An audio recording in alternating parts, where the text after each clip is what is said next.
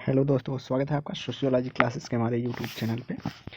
जैसा कि आप सभी जान रहे हैं, क्विक रिवीजन सीरीज चल रहा है एग्जाम के परिप्रेक्ष्य से। तो आइए देखते हैं आज का पहला प्रश्न। तो पहला प्रश्न है, पोर्टलेट्स की संस्था का प्रच्छन्न प्रकार क्या है? संपत्ति का आडंबरपूर्ण प्रदर्शन, आर्थिक संसाधनों का अविवेकपूर्ण प्रयोग, सतत आर्थिक क्रियाकलाप या बंधुत्व प्रतिमानों का निर्वहन। तो यहाँ पे पूछा है प्रच्छन्न प्रकार। तो प्रच्छन्न प्रकार के अंतर देखा जाता है कि बंधुत्व प्रतिमानों का निर्वहन किया जाता है। अगला है, पॉलिटिक्स ऑफ द कुलारिंग नामक पुस्तक लिखी थी। बी मलिनोवस्की ने, आर रैडक्लिफ ब्राउन ने, डी एन मजूमदार ने या जेपीएस ओबराय ने। तो पॉलिटिक्स ऑफ द कुलारिंग पुस्तक जो है वह बी मलिनोवस्की से संबंधित है। अगला है, सूची 1 को सूची 2 से सुमेलित कीजिए। सूचियों को नीचे दिए गए कूट का प्रयोग करते हुए सही उत्तर का चयन कीजिए। तो सूची 1 में है समाजशास्त्री और सूची 2 में संबंधित अवधारणाएं। तो आइए देखते हैं। Louis Wirth. तो लुईस वर्थ बात करते हैं नगरवाद एक जीवन दर्शन के रूप में। एल्टन मेयो बात करते हैं मानव संबंध के बारे में। Robert Redfield. तो रॉबर्ट रेडफील्ड लोक नगरी सातत्य की बात करते हैं। और फ्रेडरिक टेलर जो बात करते हैं, इन्होंने वैज्ञानिक प्रबंधन के संबंध में चर्चा की है। तो हमारा राइट आंसर हो जाएगा 3, 4, 1, 2। 3, 4, 1, 2 हमारा बी सही हो जाएगा। अगला प्रश्न है, नीचे दिए गए वक्तव्य को पढ़ते हुए सही कूट का उत्तर से चयन करना है। कथन एवं कारण वाले क्वेश्चन है। तो कथन दिया है, अनुसूचित जातियां नौकरी के लिए उच्च जातियों से जोरदार प्रतियोगिता करती हैं। कारण दिया है क्योंकि अनुसूचित जातियों को संवैधानिक सुरक्षा दी गई है।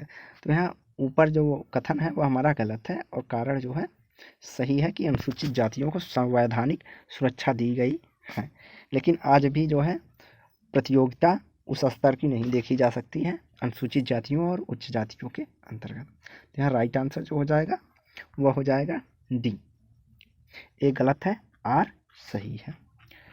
अगला प्रश्न है, कामगारों की अगले उच्चतर स्तर पर स्थानांतरित होने की बढ़ती हुई संख्या आधुनिक औद्योगिक समाज की विशेषता मानी गई है। इस प्रक्रिया को कहा जाता है संस्कृतिकरण, अनुकूलन, बुर्जुआईकरण या वर्ग सजातीयकरण। तो कामगारों की उच्चतर स्तर से स्थानांतरित होकर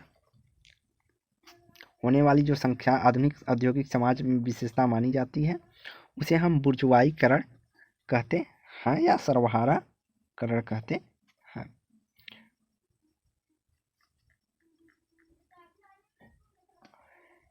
तो बुर्जुआईकरण होती है जिसमें कामगार उच्चतर स्तर में स्थानांतरित होते हैं और जो उच्चतर स्थानांतरित होने वाले व्यक्ति रहते हैं उसे सर्वहाराकरण कहते हैं, जो निम्न स्तर पे आते हैं। तो ये दो कॉन्सेप्ट हैं जो आपस में रिलेट करती हैं। अगला प्रश्न है, निम्नलिखित में से किसने कहा है कि संपत्ति की वृद्धि उसी अनुपात में होती है जिसमें निर्धनता? मार्क्स, एंजिल्स, वेबर या हीगल? तो फ्रेडरिक एंजिल्स का कथन है कि संपत्ति की वृद्धि उसकी अनुपात में होती है जिसमें निर्धनता होती है। अगला है, भारत की निम्नलिखित पंचवर्षीय योजनाओं में से किस एक में मानव विकास को मुख्य विषय के रूप में स्वीकार किया गया है? चौथी, पांचवी, सातवीं या आठवीं? तो आठवीं पंचवर्षीय योजना के अंतर्गत जो है मानव विकास को मुख्य विषय के रूप में स्वीकार किया गया है। अगला है, निम्नलिखित में से किसने यह बतलाया है कि संयुक्त राज्य अमेरिका की मुख्य प्रशासक तथा अत्यधिक धनवान दोनों ही एक ही वर्ग के हैं? तो यह किसने कहा है कि जो मुख्य प्रशासक हैं या धनवान लोग हैं वह एक ही वर्ग के लोग होते हैं? जेके गैल्ब्रेथ, जी मिल्डल, C.W. मिल्स या एन स्पेंसर? तो C.W. मिल्स का कहना है कि संयुक्त राज्य अमेरिका में जो मुख्य प्रशासक हैं उनका जो चयन होता है वह अत्यधिक धनी वर्ग से ही आते हैं। अगला है, सूची 1 को सूची 2 से सुमेलित कीजिए। दिए गए कूटों की सहायता से सही उत्तर का चयन करना है। तो जो है ऑप्शन बगल में है। तो habits and economy and society, तो habits and economy and society जो पुस्तक है यह डी फोर्ड से संबंधित है। Religion and the rise of capitalism, तो religion and right of the capitalism जो पुस्तक है वह एच टॉनिज से संबंधित है। और वहीं पीजेंट स्ट्रगल इन इंडिया पुस्तक जो है वह ए आर देसाई से संबंधित है। और caste and the economic frontier, तो caste and the economic frontier जो पुस्तक है वह एफ.जी. बेली से संबंधित है। तो यहाँ राइट आंसर जो हो जाएगा वह हो जाएगा हमारा ए।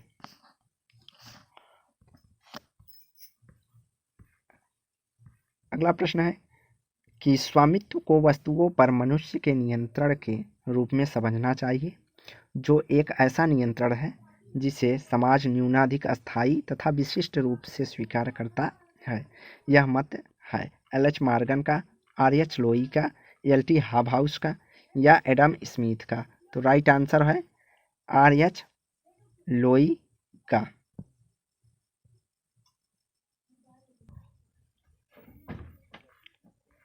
अगला है मार्क्स के अनुसार निम्नलिखित में से प्रकृति पर मनुष्य की क्रिया के कौन कौन से क्षण हैं। क्षण की जगह यहाँ पे लक्षण। तो श्रम, विसंबंधन, उत्पादन के सामाजिक संबंध, प्रतिमानहीनता, सामाजिक चेतना।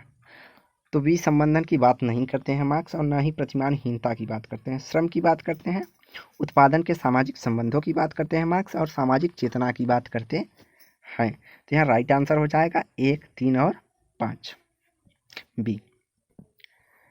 अगला है किसके नाम के साथ ट्रोबियांड आइसलैंडर्स की अर्थव्यवस्था का अध्ययन संबंध किया जाएगा।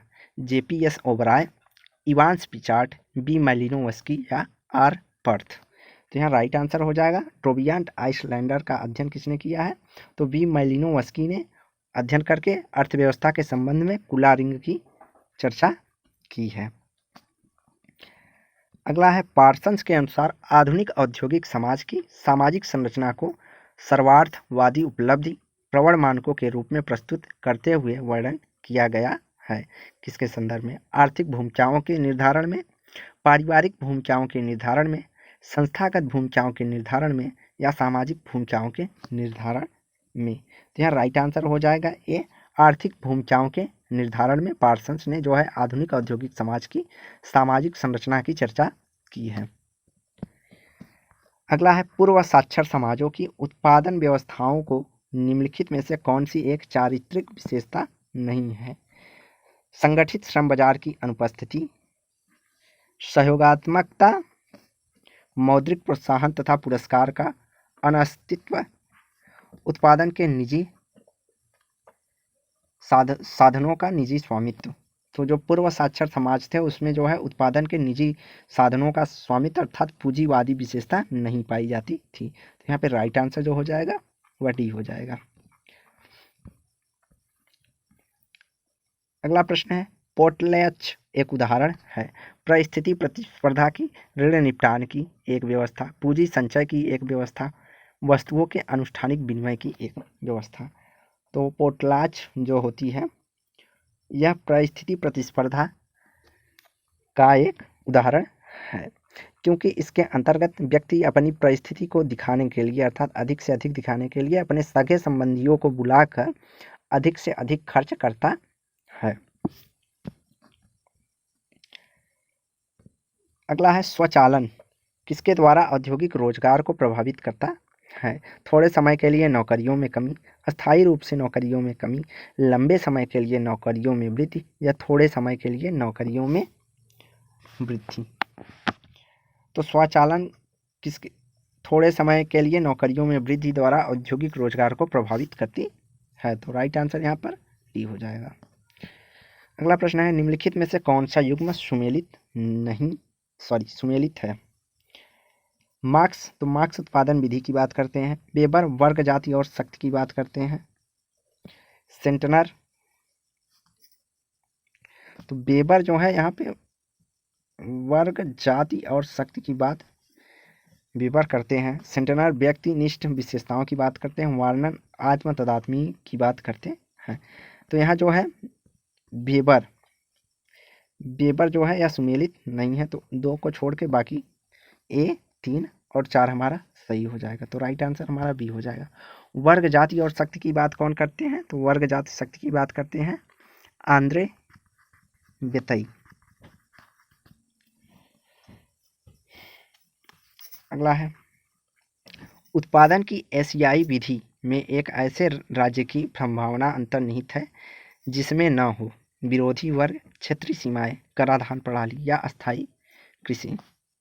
तो उत्पादन की एशियाई विधि में ऐसे राज्य की संभावना अंतर्निहित है जिसमें विरोधी वर्ग नहीं होते हैं।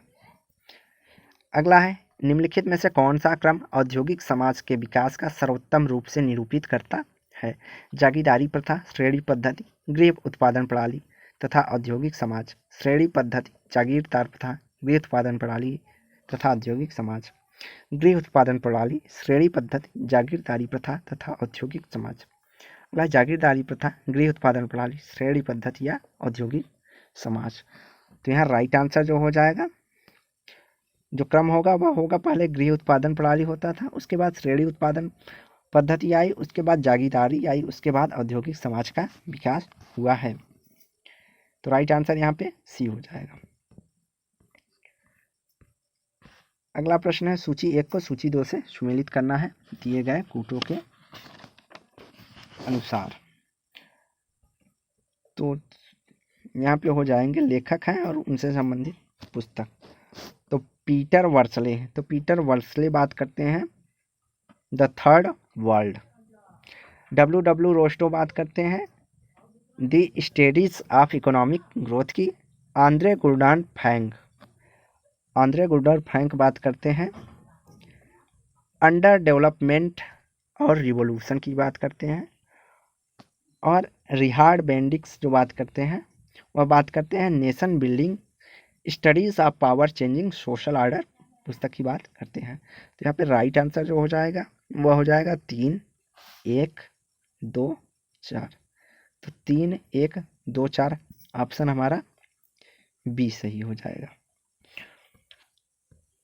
अगला है निम्नलिखित में से कौन सी एक विशेषता उद्योगोत्तर समाज से संबंधित नहीं है? वर्धित स्रोतों का सामाजिक कल्याण एवं सुरक्षा के लिए विभाजन, उपयोग के स्वरूप का भोजन, वस्त्र और आवास की मूल आवश्यकताओं से बढ़कर होना, समाज प्रौद्योगिकी परिपक्वता से आगे बढ़ता है, समाज की अर्थव्यवस्था शेष संसार में अपेक्षाकृत पृथक है।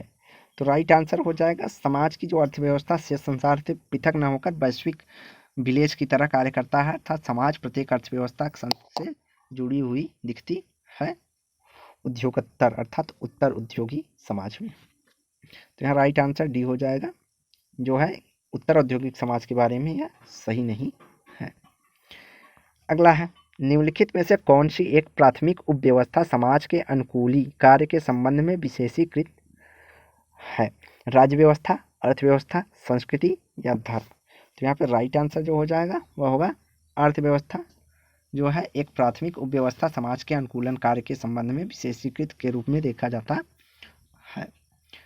अगला है सूची 1 को सूची 2 के साथ सुमेलित कीजिए दिए गए कूटों के अनुसार। तो आइए देखते हैं। तो भूमि का संबंध जो है वह लगान से होता है, श्रम का संबंध मजदूर से होता है, पूंजी का संबंध ब्याज से होता है और संगठन का संबंध जो है लाभ से होता है।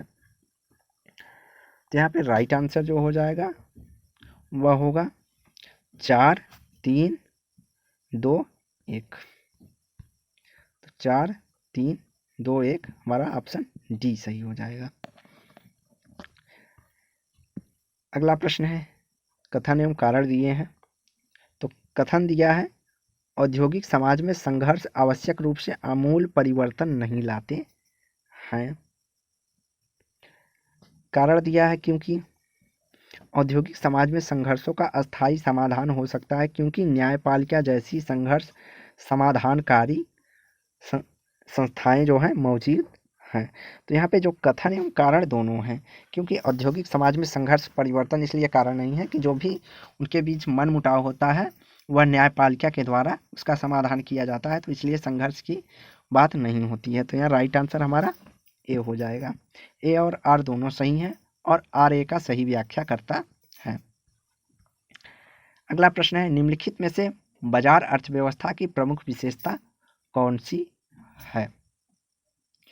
संस्थागत मानदंड, सभी समाजों में सर्वव्यापी, वस्तुओं और सेवाओं के विनिमय की व्यवस्था, विशेषीकृत आर्थिक प्रकार्य। तो संस्थागत मानदंड, वस्तुओं एवं सेवाओं के विनिमय की एक व्यवस्था, विशेषीकृत आर्थिक प्रकार्य, ये जो है तीनों बाजार अर्थव्यवस्था की प्रमुख विशेषता में शामिल किए जाते हैं। हमारा 1, 3 और 4, तो राइट आंसर हमारा सी हो जाएगा।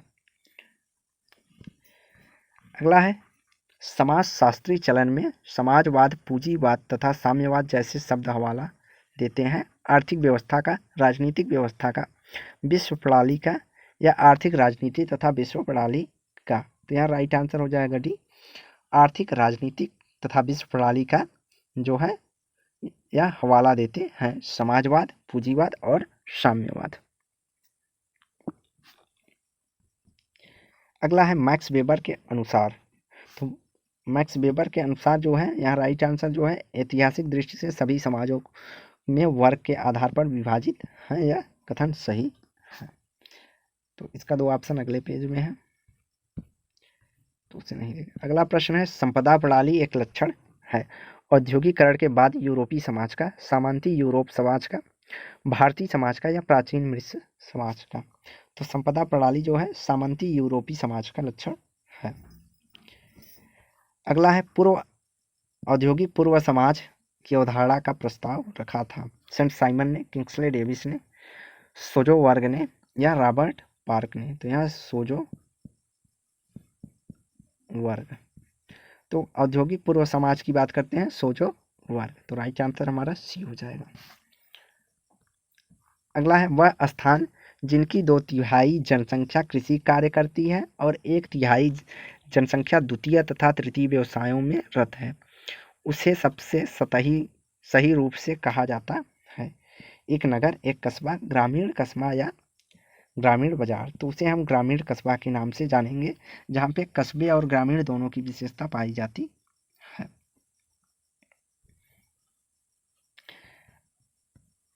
अगला है, हर्बर्ट स्पेंसर ने समाजों के प्रारूपों का वर्गीकरण किस कोड के आधार पर सरलता से जटिलता की तक किया है? संगठन के, समुच्चयन के, सामाजिक बंधन के या ज्ञान के? तो यहाँ राइट आंसर हो जाएगा ए, संगठन के आधार पर इन्होंने सरल से जटिल समाजों का वर्गीकरण किया है।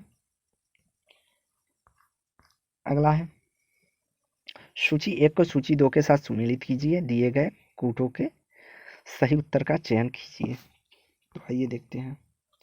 तो सेंट साइमन बात करते हैं सैनिक, कानूनी तथा औद्योगिक समाज की। हर्बर्ट स्पेंसर बात करते हैं सैनिक तथा औद्योगिक समाज की। टॉनिस बात करते हैं गेमिन सॉफ्ट और गेसल सॉफ्ट की। और मार्गन बात करते हैं समाज और नगर की। तो यहाँ पे राइट आंसर जो हो जाएगा वह हो जाएगा 3, 1, 3, 1, 4, 2, 3, 1, 3, 1, 4, 2 हमारा ऑप्शन सी में सही है। तो आज की वीडियो यही समाप्त करते हैं। वीडियो को लाइक एंड शेयर करें, चैनल को सब्सक्राइब करें। धन्यवाद।